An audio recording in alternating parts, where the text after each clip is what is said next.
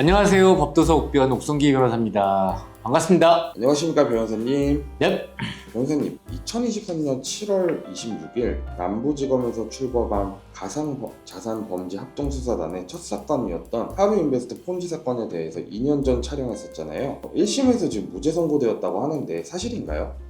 예, 사실입니다. 하루인베스트는 고객에 예치한 비트코인, 이더리움 등 그 가상자산을 운영해 수익을 내던 국내 최대 가상자산 예치업체였습니다. 그런데 2023년 6월 돌연 그 가상자산 출금을 막고 사무실 폐쇄에 검찰 수사가 시작되었고 2024년 2월 남부지검 가상자산 합동수사단 현재는 합수부인데 그 경영진 3명을 구속하고 대표 강 씨를 불구속 기소했습니다. 검찰은 기소 당시에 무이용 고수익을 보장하는 유사 수신처럼 고객을 끌어모았으며 직원 대부분이 고객 유인 업무를 담당했고 회계 시스템조차 없었다고 밝히면서 애초 피해자와 피해 금액은 각각 1만 6천여 명, 1조 3,900억 원으로 특정하였으나 공소장 변경으로 6천여 명, 8,805억 원으로 줄였습니다. 재판 중이던 지난해 8월 그 공동대표 이 씨가 피해자에게 법정에서 흉기에 투된 사건도 발생하였고 검찰은 징역 15년에서 23년형을 각 구형하였습니다.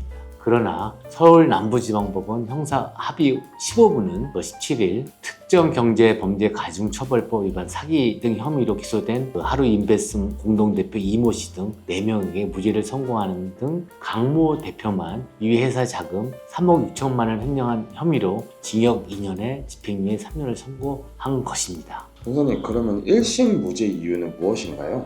재판부는 그 사업 지속성과 관련해 2022년 11월 FTX 파산을 결정적 손실의 원인으로 봤습니다. 하루인베스트가 위탁 운용사의 자산의 69%를 맡겼는데 대부분이 그 FTX에서 거래되고 있었던 점을 근거로 가상자산 운용 수익으로 고객에게 이자를 지급하는 명확한 사업 모델이 있었고 출금 수단은 F 파산에 기했다며 자본 잠식이 발생한 사장만으로 지속 가능성이 없는 사업이라고 단정하기 어려운 점을 근거로 하루인베스트는 명확한 그 사업 모델의 실체가 있었고 17개월 중 11개월 동안 고객 이자를 웃도는 운용 수익을 확보해 지속 가능한 수익 구조를 갖추고 있었고 허위 홍보로 고객을 유인했다는 검찰 주장은 상품은 최소 3개월 만기 전까지 출금이 불가능했고 예치 시점과 운영 시점의 차이를 고려해 수익률을 고지했다고 지급했다며 모든 상품의 수익률을 지속적으로 낮춘 만큼